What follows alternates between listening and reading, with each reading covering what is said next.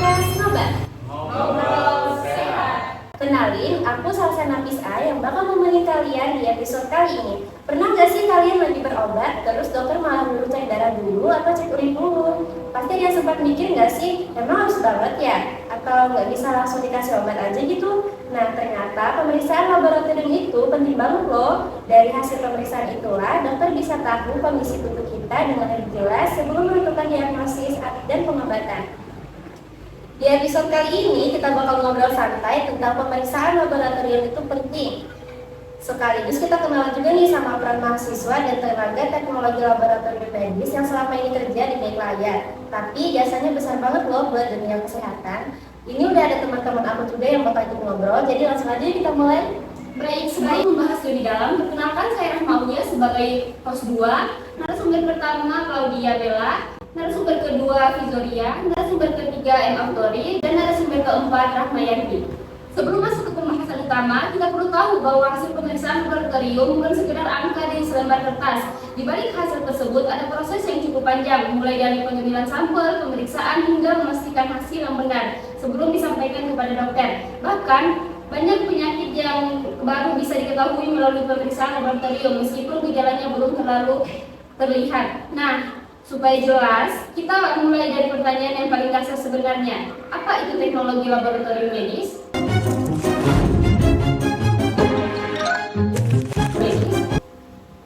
Jadi, teknologi laboratorium medis atau TLM adalah salah satu bidang ilmu kesehatan yang berfokus pada pemeriksaan sampel seperti darah, urin, feses, dan cairan tubuh lainnya. Lulusan TLM nantinya akan bekerja sebagai ahli teknologi laboratorium medis atau TLM. Itu tugasnya untuk bukan hanya memeriksa sampel, tetapi juga memastikan bahwa proses pemeriksaan dilakukan sesuai prosedur sehingga hasil yang diperoleh akurat.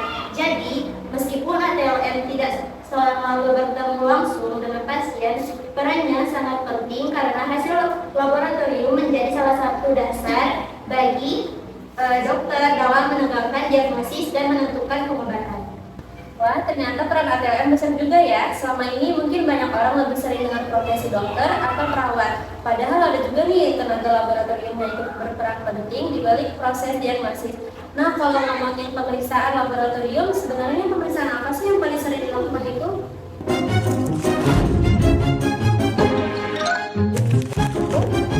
Jadi secara umum terdapat beberapa jenis pemeriksaan laboratorium yang sering digunakan.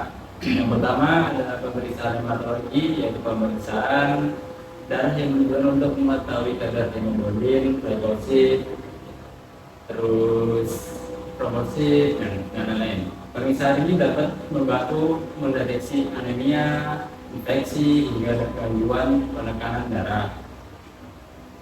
Yang kedua, pemeriksaan kimia klinik yang meliputi pemeriksaan kadar glukosa darah, kolesterol, fungsi hati, fungsi ginjal, asam urat, dan berbagai parameter kimia lainnya. Yang ketiga, pemeriksaan urinalisis, yaitu pemeriksaan urin untuk membantu mendeteksi gangguan ginjal, diabetes mellitus, maupun infeksi saluran kemih. Dan itu terdapat pada pemeriksaan hematologi dan serologi yang digunakan untuk mendeteksi antibodi atau antigen tertentu sehingga dapat membantu diagnosis berbagai penyakit infeksi maupun gangguan sistem imun. Pemilihan jenis pemeriksaan laboratorium disesuaikan dengan kondisi pasien dan kebutuhan klinis berdasarkan pertimbangan dokter. Menarik sekali, namun masih ada beberapa anggapan yang sering kita dengar di masyarakat mengenai pemeriksaan laboratorium. Misalnya, kalau badan terasa sehat, berarti tidak perlu cek kesehatan. Apakah anggapan tersebut benar?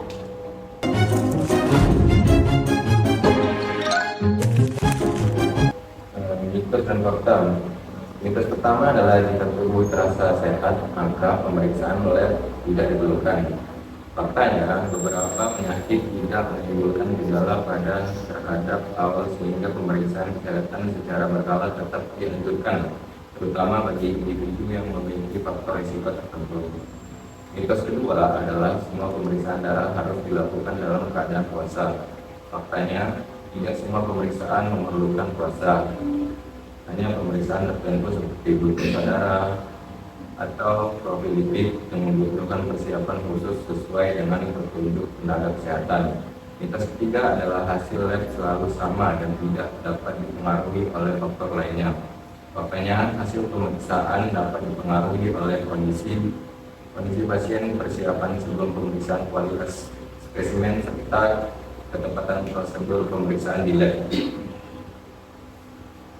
Jadi bukan cuma alat yang canggih ya, tapi persiapan pasien juga berpengaruh tuh terhadap hasil pemeriksaannya.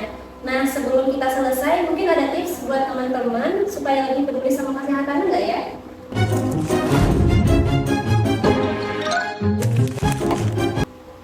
Oke, baik, tentu saja menjaga kesehatan sebenarnya bisa dimulai dari kebiasaan sederhana seperti mengonsumsi makanan bergizi seimbang, rutin berolahraga, tidur yang cukup, dan menghindari kebiasaan merokok.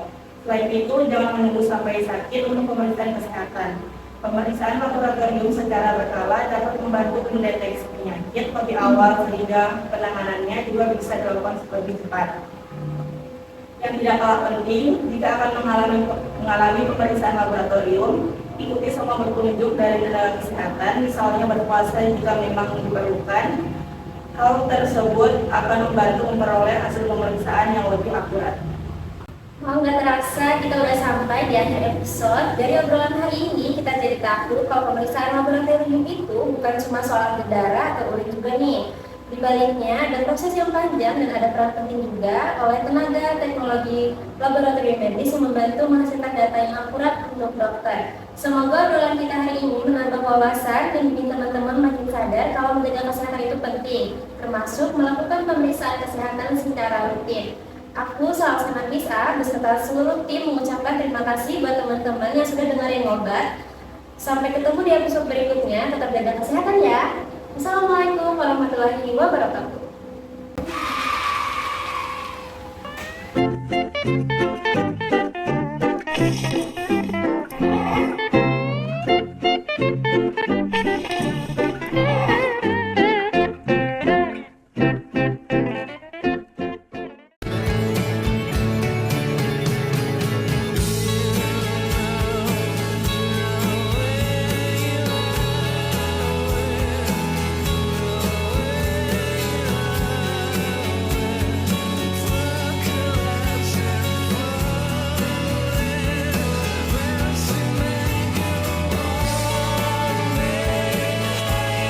Meanwhile,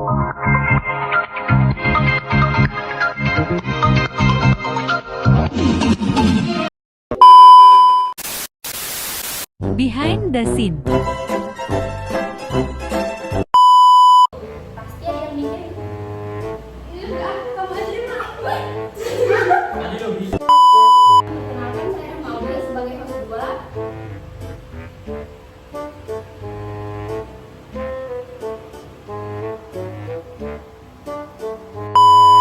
Dan narasumber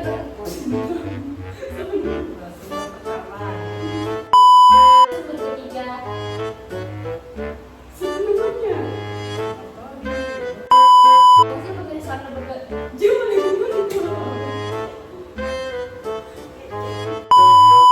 ada juga nih Pak perawat, tenaga kok perawat sih?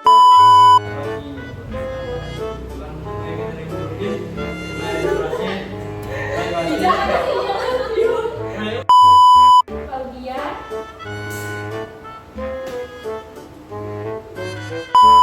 end of flashback.